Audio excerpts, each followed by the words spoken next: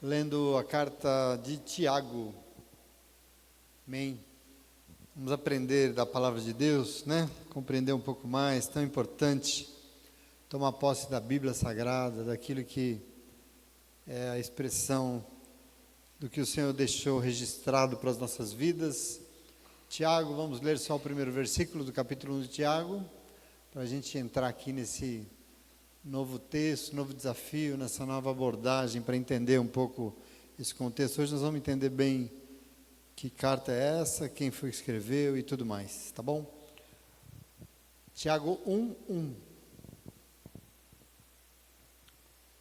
Verso 1 diz assim: Tiago, servo de Deus e do Senhor Jesus Cristo, às 12 tribos dispersas entre as nações, saudações. Amém? Só para a gente iniciar aqui, mais uma leitura do texto, de um texto do Novo Testamento. E aqui, já começa dizendo que, bem diferente da nossa última leitura, nós temos claramente uma carta.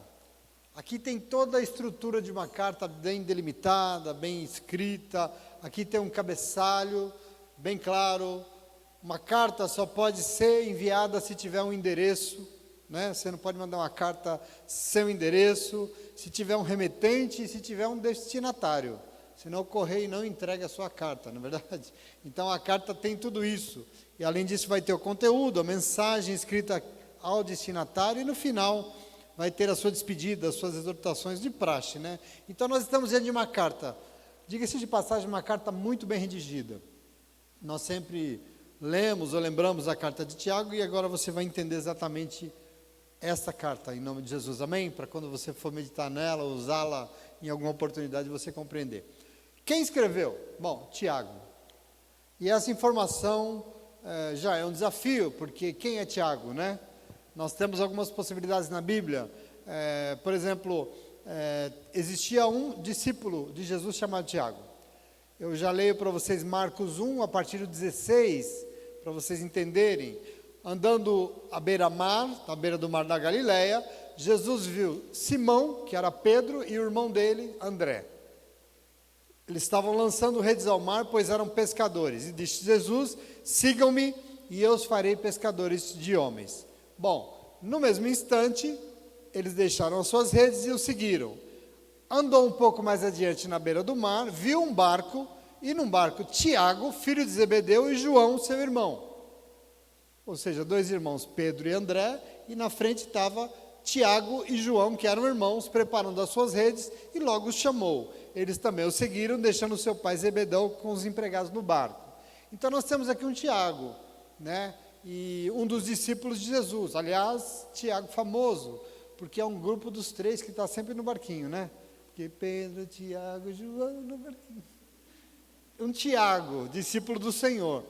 Mas esse não é o Tiago que escreveu a carta. Ele era um dos 12 discípulos do Senhor, aliás, um dos primeiros 4 chamados, irmão de João, importante. Mas nós sabemos na Bíblia que esse Tiago, irmão de João, foi assassinado.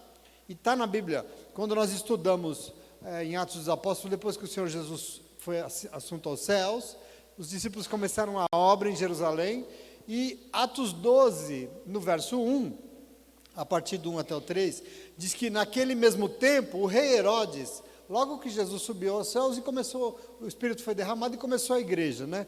Pedro, Tiago e João, e fazendo a obra ali e os demais. Mas Herodes estendeu as mãos sobre alguns da igreja para maltratar, e o texto diz, e matou a espada Tiago, irmão de João. Ou seja, nos primeiros tempos ele já morreu.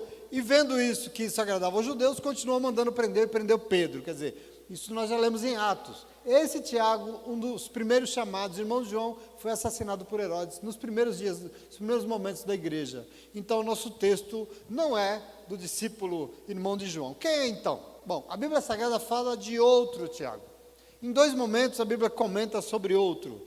E quando Jesus iniciou o seu ministério, você se lembra que depois que ele é batizado nas águas, ele volta para a sua cidade, né? Ele volta para Nazaré e ele foi pregar na sinagoga. Lembra dessa passagem? Está nos evangelhos? Ele foi pregar na sinagoga e lá os conhecidos de Jesus, os amigos dele, falaram o seguinte, Mateus 13:55. quando Jesus pregava na sinagoga e desafiava todo mundo, falava assim: não é este o filho do carpinteiro? E não se chama sua mãe Maria e os seus irmãos Tiago, José, Simão e Judas? Pois é, apareceu o segundo Tiago, né? Mais um Tiago em outro momento. O apóstolo Paulo vai falar em Gálatas 1,19, que ele foi a Jerusalém e ele diz: e eu não via nenhum dos outros apóstolos senão Tiago, irmão do Senhor. Então aqui nós temos outro Tiago. Então esse Tiago, irmão de Jesus, aparentemente depois da morte do Senhor, assumiu uma relevância dentro da igreja, tanto que Paulo relaciona ele com os apóstolos, né? Paulo diz que ele não encontrou alguns apóstolos senão Tiago, irmão de Jesus, né? Então a tradição localizou esse Tiago como autor da carta. Tiago, irmão do nosso Senhor Jesus Cristo, não discípulo, tá bom? Então veja, o primeiro expoente que essa primeira igreja tem depois de Atos 2, que é constituída a igreja, é Pedro, primeiro líder dessa igreja. Jesus vai aos céus e é constituída a primeira comunidade. Quem é o primeiro líder dessa comunidade? Pedro, né? Lá em Atos 2 nós vimos, Pedro pregou e a igreja foi fundada. Esse foi o primeiro pastor que se constituiu da igreja, Pedro. Agora veja, junto com Pedro, o Senhor, concomitantemente assim, levantou em Atos 9 Paulo, no mesmo momento. Então nós temos dois grandes nomes na igreja, Pedro em Jerusalém, e entre os gentios o Senhor levantou quem? Paulo. Nos crentes aí de origem grega ele levantou Paulo. Quando nós lemos o texto de Gálatas, aliás, em Jerusalém nós tínhamos Pedro, mas nós também tínhamos João e tínhamos também, parece que Tiago. Em Jerusalém, em Israel, trabalhando na igreja ali. Vocês lembram que sempre quando estava, por exemplo, em Atos 3, quando eles curam aquele coxo na porta do Templo Formosa, está Pedro e João, eles parece que trabalhavam juntos. Quando nós lemos Gálatas no capítulo 2, verso 9, Paulo diz assim, ó: reconhecendo a graça que me fora concedida, Tiago, Pedro e João, tidos como colunas da igreja, estenderam a mão direita sobre mim e Barnabé, em sinal de comunhão. Eles concordaram em que nós devemos nos dirigir aos gentios e eles aos judeus circuncisos. Somente pediram que nos lembrássemos dos pobres, o que me esforcei muito para fazer. Então veja, quando Paulo recebe a conversão chamada, ele vai para Jerusalém, e lá, aquilo que ele chama de os colunas da igreja de Jerusalém, quem? Pedro, Tiago e João, os três maiores nomes. Esse Tiago, irmão de Jesus, porque o outro já não estava mais. E eles impuseram as mãos sobre Paulo para poder ungí-lo para a obra junto aos gentios, fora de Israel, fora de Jerusalém. Então, o pastoreio da igreja era dividido ali, parece que em Pedro, Tiago e João, mas nós lemos também que Pedro passou por problemas na liderança da igreja. Pedro, no primeiro momento, é o grande nome. Nós lemos que quando ele passava, até a sua sombra curava, ele era um grande nome da igreja, mas ele vai passando por questões ali na igreja. Quando ele vai na casa no curtume lá do Simão, o curtidor, que alguns de origem romana, pagãos, recebem o Espírito Santo de Deus, e ele testifica aquilo, a pessoa já começa a falar mal dele, né? Então ele passa por alguns momentos.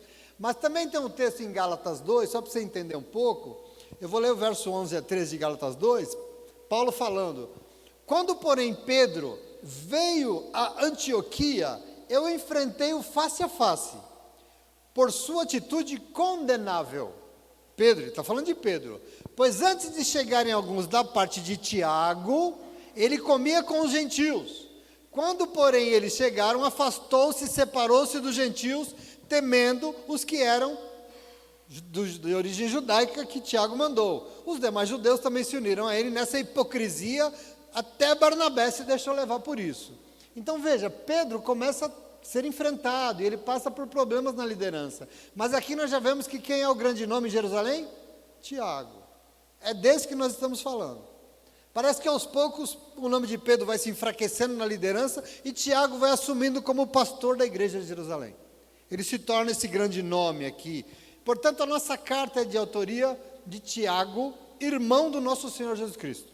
É o pastor da primeira igreja que está em Jerusalém. E essa informação é importante demais, você vai entender, porque essa igreja, nós já estudamos também, passou por um grande problema, passou por uma grande fome, e isso justifica muita coisa que nós vamos ler no texto dele.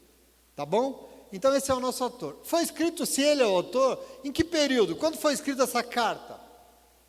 Bom, é um texto escrito em grego, mas muito bem escrito, é um texto, é uma literatura bem rebuscada, assim, muito, muito elaborada, bem redigido, e por isso, alguém que conhecia bem esse mundo helênico, a estrutura e tal.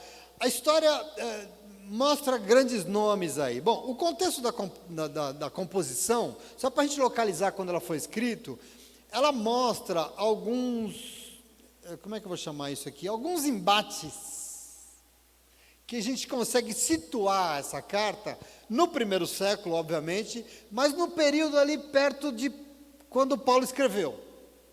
Paulo escreveu entre o ano 50 e 64, ali, né? Escreveu seus textos. Parece que logo ali, meio naquele período ali, década de 60, do primeiro século, foi escrito esse texto. Por quê?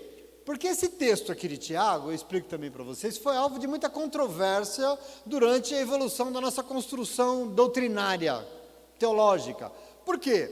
Porque algumas questões que Tiago vai afirmar com muita convicção e que nós vamos ler aqui, vai bater de frente com coisas, inclusive, que Paulo escreveu.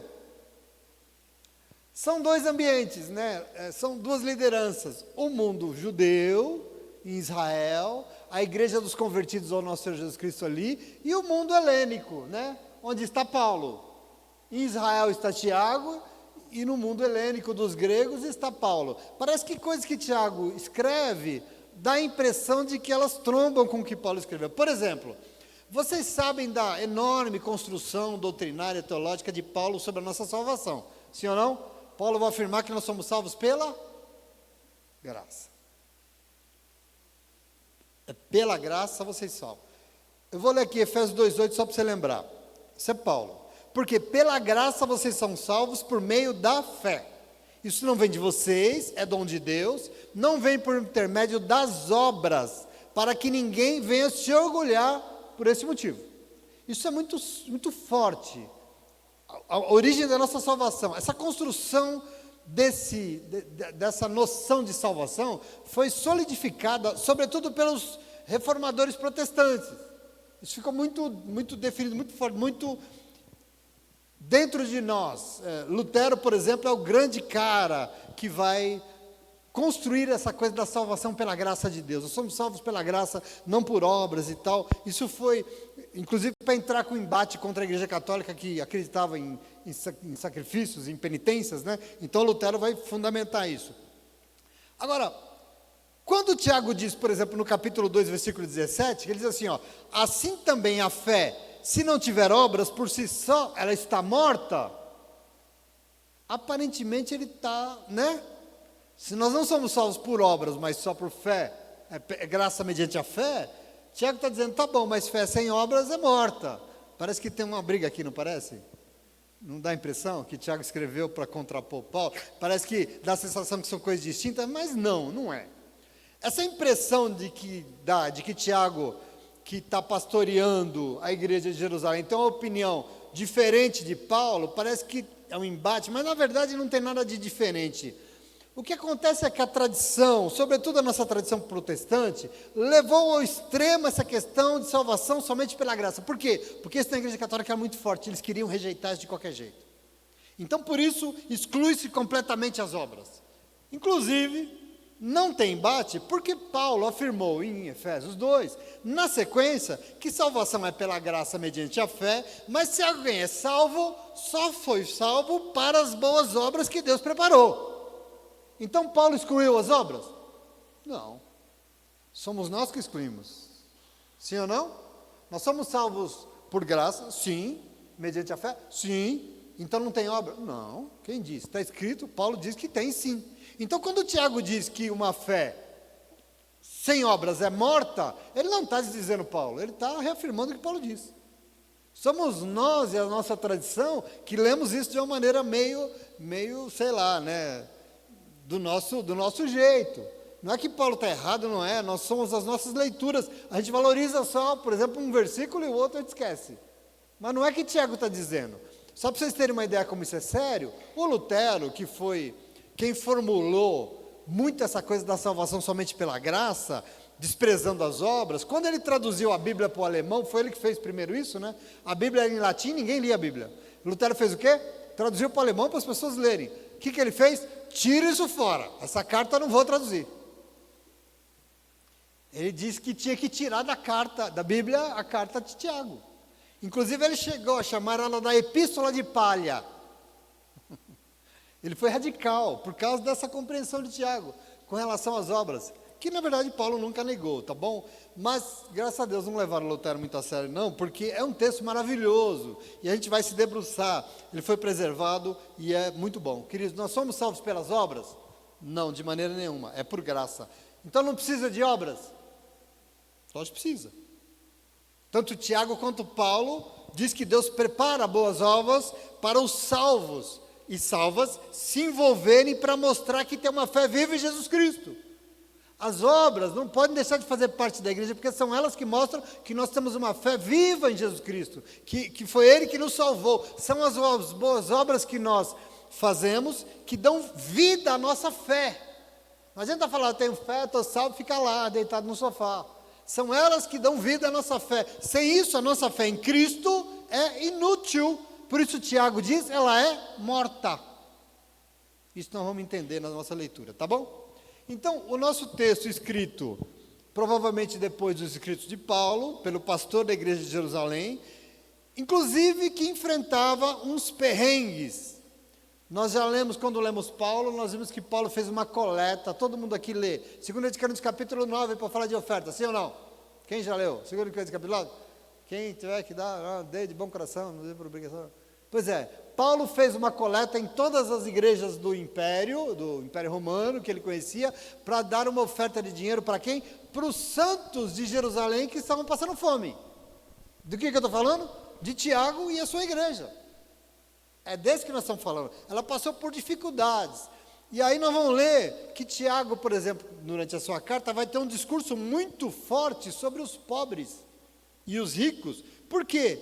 Os pobres têm que ser assistidos. Os ricos não pode ser, a riqueza não pode ser fruto de acumulação, isso é condenável. Por quê? Porque eles tinham esse problema. Eles estavam passando fome, necessidade nesse período. Então isso vai ser muito forte, você vai entender. Com relação à tendência judaica, por exemplo, de considerar os pobres como amaldiçoados por Deus, por exemplo, os ricos como abençoados, privilegiados pelo céu, Tiago vai bater nisso, não está correto isso. Porque a igreja do Senhor Jesus Cristo estava passando por um momento de pobreza e muita dificuldade, tá bom? Então, os pobres existem, Jesus diz que nesse mundo é injusto, eles sempre vão existir, Jesus falou isso, mas eles são oportunidades do povo de Deus, da igreja, de exercer uma fé viva daquele que foi salvo por Jesus Cristo. São os pobres, e nós vamos entender isso. A realidade da igreja, então, de Jerusalém, era uma de origem judaica, são os judeus que se converteram, e ela era bem diferente das igrejas do Império. Normalmente a igreja de Corinto, por exemplo, é uma igreja rica. Então, ela era bem diferente, e durante a nossa leitura nós vamos ver as diferenças e as prioridades de uma e de outra, tá bom? Nós vamos aprender isso. Bom, por esse ambiente de origem, vamos dizer, judaica, nós vamos entender algumas particularidades da nossa carta, já no cabeçalho que eu li para você. Vamos começar a ler para entender. Porque como é que ele começou? Tiago, servo de Deus e do nosso Senhor Jesus Cristo, certo? Interessante aqui que, aqui já é o remetente da carta, né? Quem é o remetente? Tiago, servo de Deus e nosso Senhor Jesus Cristo. E aqui ele não se apresenta como apóstolo. Lembra Paulo? Paulo, apóstolo de Cristo Jesus, ele não se apresenta como apóstolo. Ele se apresenta como servo de Deus. Mas não só servo de Deus, servo do Kyrios, o Senhor Jesus Cristo. Muito importante isso. Na sequência do remetente, vem o destinatário. As 12 tribos dispersas entre as nações. E aqui nós já vamos ver essa coisa do judaísmo. Você vai ver que você vai localizar isso em Jerusalém. Um traço dessa característica de uma comunidade que tem na sua base a formação, os judeus se converteram. As 12 tribos tão importantes. Então, Tiago direciona o seu texto às 12 tribos dispersas pelo mundo. Por que isso? São cristãos que antes pertenciam às sinagogas de Israel, que se converteram a Cristo, que se converteram a Jesus, e agora existe a diáspora, né? Eles estão dispersos. Talvez isso aqui possa nos fazer localizar esse texto depois dos anos 70, não sei. Porque teve a guerra e teve uma dispersão muito grande entre os judeus, mas não sei. Eles estão dispersos entre as nações, é para eles que Tiago direciona essa carta. Então, escrita pensando não somente nos judeus convertidos em Jerusalém, mas escrita também aos judeus convertidos a Cristo que se dispersaram por todos os lugares do mundo, tá bom? Esse é o nosso remetente e destinatário. Verso 2, ele vai dizer, dos 2 a 4, tudo bem até aqui? Entenderam quem é? Mais ou menos o período? Beleza. Meus irmãos, considerem motivo de grande alegria o fato de passarem por diversas provações, pois vocês sabem que a prova da sua fé produz perseverança, e a perseverança deve ter ação completa, a fim de que vocês sejam maduros e íntegros, sem que falte a vocês coisa nenhuma. Já entra aqui num assunto que começa a mexer com nós, né? Coisa doida. Ele começa aqui com um tema muito caro, sobretudo nesse primeiro século, e aliás nós já vimos isso muito, o período inicial da constituição da igreja. Qual? As perseguições, as prisões e as provações. Vocês lembram quando nós lemos em Atos, nós vimos Pedro, João, Tiago, e essa igreja sendo perseguida, nós lemos aqui, né? Mataram Tiago, o discípulo, prenderam Pedro, prenderam João, em cárcere, tentando impedir a igreja. Essa primeira igreja então sofreu isso, mas não só. Paulo também, quando pastoreava as igrejas, você lembra? Ele enfrentando as provações, nós lemos isso fartamente. Então aqui Tiago inicia, posicionando os irmãos que considerem que as muitas provações precisam ser motivo de alegria. Está sofrendo? Se alegre. Por quê? Porque uma provação, uma dificuldade, é uma oportunidade de colocar à prova nossa fé. E quando a nossa fé é provada, nós ficamos mais perseverantes. E aqui eu não estou falando de judeu, de ninguém, estou falando de você. Aliás, quem se lembra do louvor que a gente cantou tanto lá no passado, do Kleber Lucas? Quem lembra? Eu não consigo cantar, que a minha voz é horrível, mas toda vez que a minha fé é provada, tu me dás a chance de crescer. Lembra? Quem lembra? Esquenta o frio aí, povo, canta. As montanhas e vales, desertos e mares que atravesso e me levam para perto de ti. Minhas provações não são e não vão me impedir de caminhar, se diante de mim não se abrir o mar.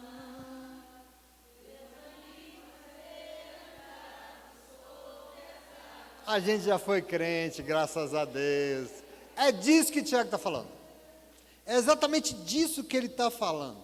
É assim que Tiago entende. Provações não existem como parte de castigo de Deus. São contingências de um mundo caído que a gente vive nele. A gente passa por dificuldade, por dor, por problemas. Mas, ainda que elas venham sobre nós, elas são uma maneira de provar a nossa fé. Uma maneira de provar a nossa fé. Porque se nós somos crente, as provações não vão nos impedir de caminhar, mas elas vão fazer que nós perseveremos cada vez mais. Por isso ele vai dizer, está difícil aí? Se alegre, porque você está dentro de difícil. Prove a tua fé, mostre que você crê no Senhor e persevere diante do Senhor, mesmo em meio a essas águas que querem te afogar, mesmo em meio a toda essa dificuldade. É isso que Tiago está dizendo aqui. Então, a perseverança deve ter ação completa, ele diz. Não pode ser parcial. Nós temos que ser totalmente perseverantes.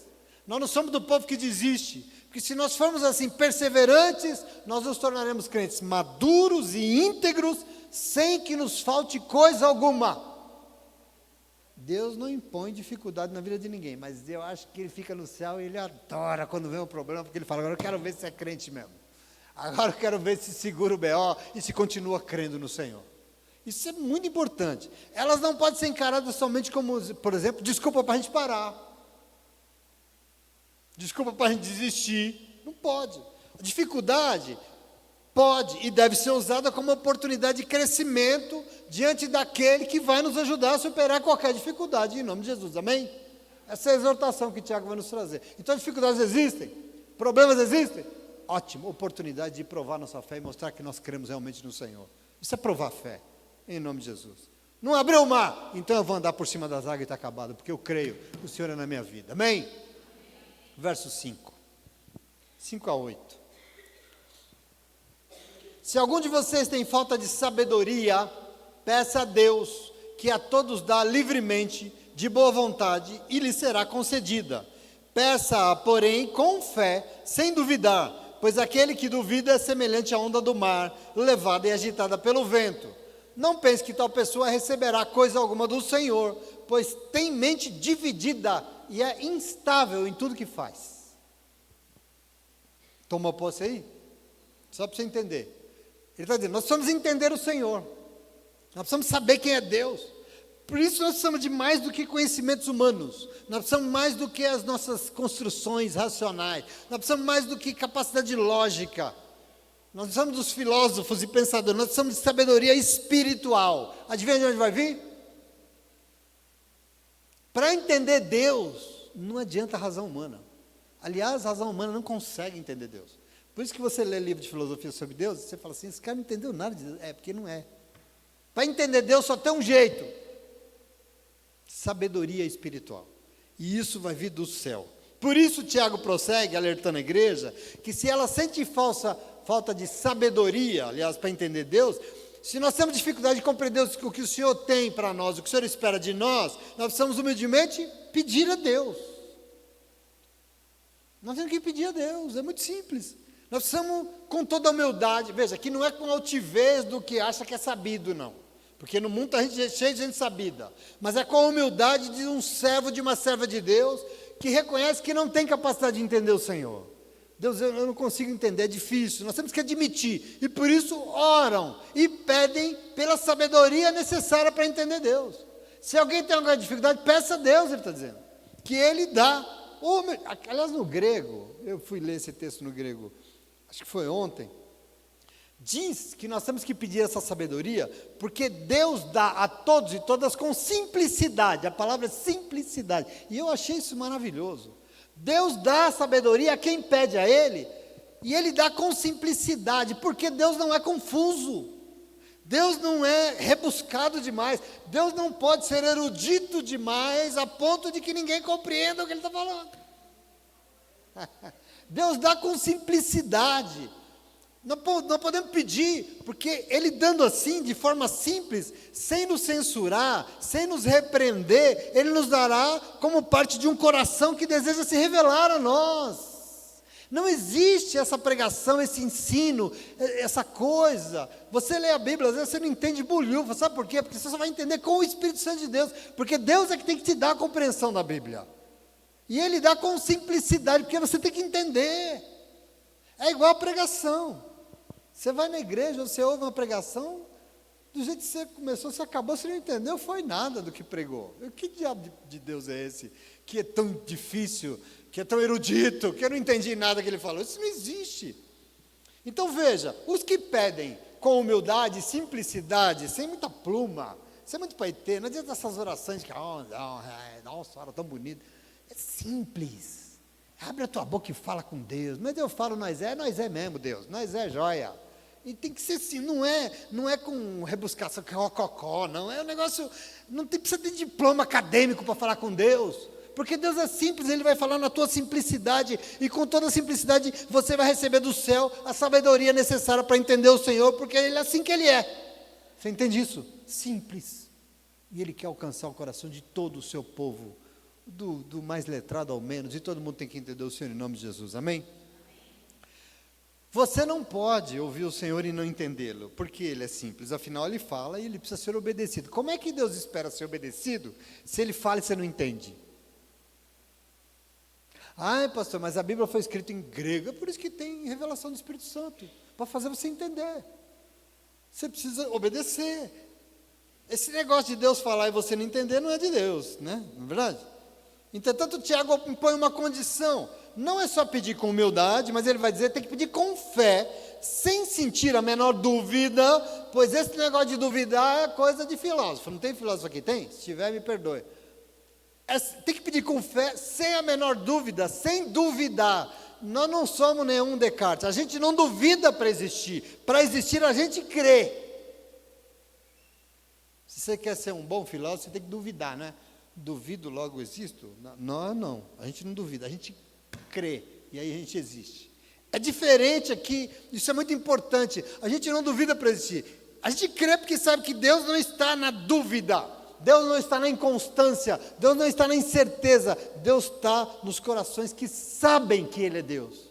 Que sabem sim, que ouve aquele que pede com humildade, sabe que Deus tem o melhor para os seus, que Ele é Deus e que Ele nos ama. A gente sabe disso. Ai, mas será? Uma hora está, daqui a pouco não está. Uma hora é Deus, daqui a pouco não é Deus. Uma hora eu quero, daqui a pouco não sei se eu quero mais. É isso que ele está falando aqui. Essa coisa instável diante do Senhor. Ele compara a pessoa assim instável que duvida com a onda do mar, que é um eterno vai e vem, sem fim, agitada pelo vento. Ele fala, servo de Deus não é assim não. Uma hora ama Deus, daqui a pouco, uma hora está na igreja, daqui a pouco não está. Uma hora quer, daqui a pouco não quer. Fica atento. Ele está dizendo aqui que quem fica de um lado para o outro, uma hora Deus é tudo, daqui a pouco nem na igreja vai mais. Quem se envolve, ajuda, glória a Deus, daqui a pouco não faz nada por ninguém, porque não se envolve e não participa, esse não conseguirá nada do Senhor. Isso é um problema, sim ou não?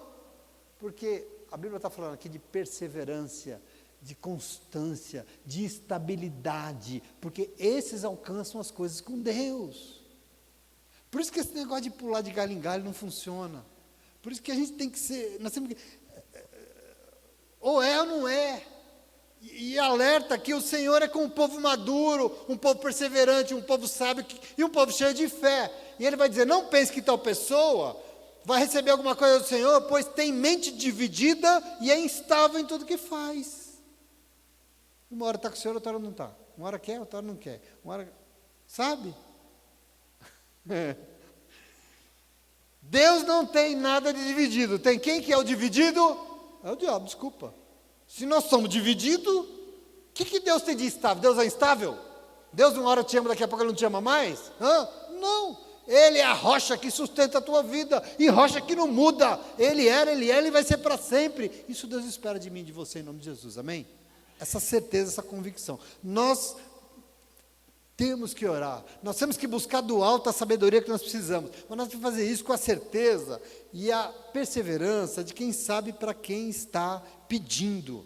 E não é com inconstância, não é que uma hora pede, sabe, recebe. Daqui a pouco você não recebe, já não vai negar, não sei. Uma hora os irmãos me abraçaram, daqui a pouco os irmãos não abraçam, não vou na igreja mais. Uma hora quer tudo, quer até casar na igreja, daqui a pouco não está nem casada mais. Eu não sei que diabo é isso. Tem que saber o que quer dessa vida, em nome de Jesus. E esse é o problema da mente, da inconstância, da mente dividida, que não sabe o que quer. Nós temos que saber o que a gente quer, em nome de Jesus, amém? Você sabe o que você quer? Eu quero o Senhor na minha vida, você quer a tua? A gente tem que saber o que a gente quer. Nós queremos o Senhor em todas as situações da nossa vida, porque sem Ele eu sei que eu não vou a lugar nenhum. Eu não sei de você, mas sem Ele eu ando para trás e dou volta, ando para frente e 10 passos para trás. Eu preciso do Senhor em nome de Jesus, amém? Essa inconstância, esse pensar e não pensar. Lembra de Elias? Quem lembra de Elias? Aí a Gabi gosta. Elias no monte. Um monte diante de um povo dividido e instável. E Elias chega, porque o povo era assim, precisava de chover, vamos fazer sacrifício para Baal, porque Baal é o Deus da chuva.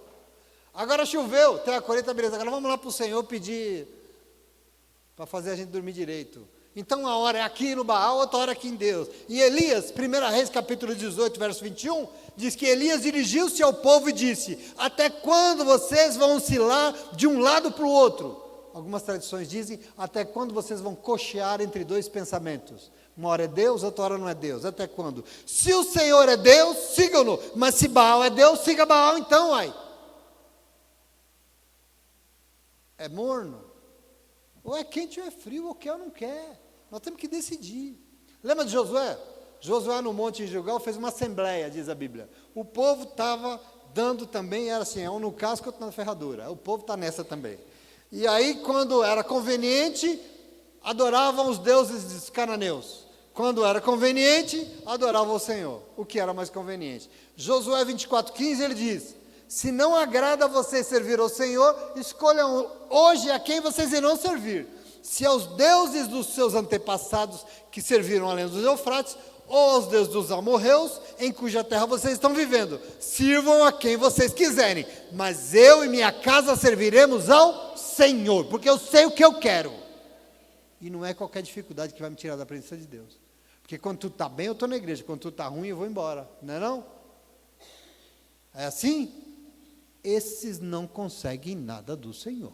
Ou a gente é, ou a gente não é. Em nome de Jesus, amém? Então, meu irmão, a nossa vida não cabe inconstância, não cabe divisão, mente dividida, instável, porque nós temos que saber o que a gente quer, e Deus espera. Aliás, o mundo espiritual que você precisa, se move em teu favor quando você decide. Se você fica em cima do muro, não tem Espírito Santo. O Espírito Santo funciona na vida do povo que fala, eu quero. Por isso nós temos que orar. Nós temos que orar para Deus saber o que você precisa. Deus já sabe. Você tem que orar para dizer, Senhor, o Senhor sabe, né? Mas eu estou dizendo, eu quero, pode vir.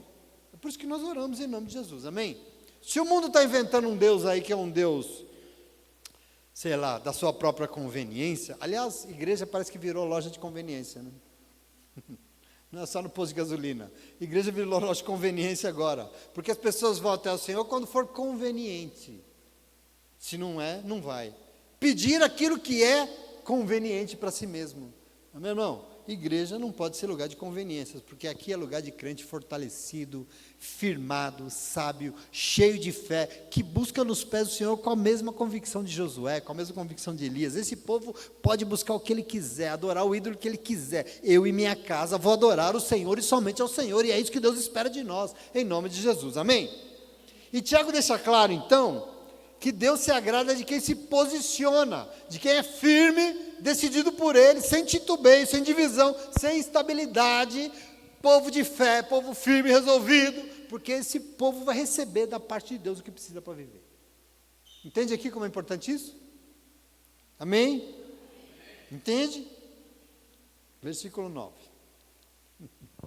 9-11. Diz assim, ó, o irmão de condição humilde deve orgulhar-se quando estiver em condição elevada. O rico deve orgulhar-se caso passe a viver em condição humilde, porque o rico passará como a flor do campo. Pois o sol se levanta atrás do calor e seca a planta. Cai então a sua flor e a sua beleza é destruída. Da mesma forma, o rico murchará em meio aos seus afazeres. Começa aquilo que eu disse para vocês. A igreja passava por uma situação penosa, por fome, por dificuldade. Eles passaram por uma grande luta. As pessoas quem tinha alguma coisa tinha que vender suas propriedades para dividir. Lembra disso em Atos? Porque a situação era penosa. Então, na igreja aqui, nós vemos que tem duas possibilidades: pessoas que têm mais condições financeiras e pessoas mais humildes, pessoas mais pobres. E ambos têm possibilidades. E o texto vai dizer que ambos têm que se orgulhar. Por quê? O pobre tem que se orgulhar porque a vida melhora. E o rico, veja o desafio, é igual dizer que o rico tem que vender a sua propriedade e ir lá ajudar na igreja. O rico tem que se orgulhar, se por acaso, se orgulhar aqui é que ele não pode ficar triste, ele tem que se orgulhar, se por acaso ele perder dinheiro e passe a viver de uma forma mais humilde, menos ostentosa. Não tome isso como um problema, se orgulhe disso, você está se envolvendo com algo melhor. É naquele contexto de Atos Apóstolos. Atos 4, por exemplo. Vendiam as suas propriedades e colocavam dinheiro aos pés dos apóstolos, para partilhar o dízimo. É nesse mesmo contexto. Então, ele faz uma distinção entre duas condições, claramente, uma diferenciação entre pobres e ricos. E aqui, ele não faz a diferenciação da importância de ambos, porque ambos são importantes. Ambos têm o seu lugar na obra de Deus. Deus conta com ambos. Agora, obviamente, quem tem dinheiro, quem é rico, Deus vai contar que usa a sua riqueza para o bem de quem não tem. O nome disso sabe qual é? Justiça. Justiça. Comunidade é lugar, não é lugar de privilégio, é lugar de igualdade de condições. Isso é muito importante. É para isso que o dízimo existe. Deus não quer tomar o dinheiro de todo mundo, não, que fica pobre, não, mas Ele quer que você use aquilo que você tem. para ajudar na necessidade de quem tem. Isso é princípio evangélico. O evangelho é baseado nisso. E Tiago vai fortalecer isso, porque a gente não pode esquecer que o que move aqui é a justiça do reino de Deus. Jesus veio à terra, pediu para que nós pensássemos em primeiro lugar no reino de Deus e a sua justiça. E eu queria dizer para você, quem é injustiçado, o rico ou o pobre? Quem é injustiçado por esse mundo, o rico ou o pobre? E nós temos que fazer justiça. Você entende isso, sim ou não? É muito importante. Fazer justiça é dar oportunidade a todos. Se não vai aproveitar a oportunidade, o problema é dele, mas o nosso papel é dar. Você entende isso? Isso que Deus espera de nós. Se o mundo tira as oportunidades, a comunidade é lugar de devolver a oportunidade tirada pelo mundo. Por essa razão, existe uma opção do Evangelho, do Senhor, pelos pobres. Não tem como a gente negar isso. O Evangelho tem uma clara opção pelos pobres. Por quê? Porque são eles que sofrem. São eles que são injustiçados. E o rico tem que deixar de ser rico. Ele vai fazer o que ele quiser, mas que ele tem a obrigação de ajudar, ele tem. E é isso que o texto vai dizer. Gálatas 2, Paulo diz que quando ele foi enviado para a obra, Tiago havia lembrado, eu li aqui para você, Tiago havia lembrado a ele que ele podia ir lá ser o apóstolo dos gentios, mas ele não podia se esquecer dos pobres. E Paulo diz, e eu fiz isso, eu não me esqueci deles. Porque é isso que Deus espera de nós. Isso é evangelho. A igreja abandonou essa parte do evangelho. A igreja abandonou um monte de texto que eu vou ler aqui para você, mas nós não vamos. Esse mundo é profundamente injusto. E a justiça se abate contra os pobres que não têm oportunidade de comer, não têm oportunidade de morar decentemente, de se vestir, de educar os seus filhos, não têm oportunidade de viver dignamente. Isso são os pobres. E é compromisso do Senhor, sim, fazer justiça na terra. A igreja que me perdoe. E é isso que nós fazemos nesse lugar. Nós damos oportunidade para as pessoas. O que ela vai fazer com a oportunidade não é um problema nosso. Nosso papel é dar oportunidade, porque isso é evangelho. A Bíblia Sagrada tem, de Gênesis a Apocalipse, a mesma lógica. Os pobres precisam ser assistidos. E é isso que Tiago está lembrando aqui. Salmo 9, a partir do 17, diz assim, ó: voltem os ímpios ao pó, e todas as nações podem se esquecer de Deus, mas os pobres nunca serão esquecidos, nem se frustrará a esperança dos necessitados, promete o Senhor. Eu quero que você entenda que existe isso. Você pode abrir a tua Bíblia e ler de cabo a rabo, profeta, antes, depois, Jesus Cristo. Levítico 25, lá atrás, Levítico 25, 35, se alguém do seu povo empobrecer e não puder sustentar-se, ajude-o, como se faz ao estrangeiro e ao residente temporário, para que possa continuar a viver entre vocês. Quem passa por necessidade tem que ser acolhido, assistido pelo povo de Deus. Jesus disse em Lucas 4, que ele veio à terra para quê? Quem conhece o texto, Lucas 4? O Espírito do soberano Senhor está sobre mim, porque o Senhor ungiu-me para levar as boas notícias aos pobres. No Sermão da Montanha de Lucas, ele diz, bem-aventurados vocês, os pobres, porque a vocês pertence o reino de Deus. Aí um monte de capeta fica dizendo na igreja que é o pobre de espírito, pastor. Pobre de espírito é pinóia, pobre de grana, pobre que não tem o que comer. Esse é compromisso nosso em nome de Jesus. Salmo 107, 41. Deus tira os pobres da miséria e aumenta as suas famílias como rebanhos, abençoa. 1 João 3,17. Se alguém tiver recursos materiais, vendo o seu irmão em necessidade, não se compadecer dele, como pode permanecer nele o amor de Deus? Qual que é a dúvida que nós temos? Mateus 19, 21, se você quer ser perfeito, vá vendo os seus bens, dê o dinheiro aos pobres, e você terá um tesouro no céu, depois vem e me siga. Vimos isso aqui domingo, sim ou não?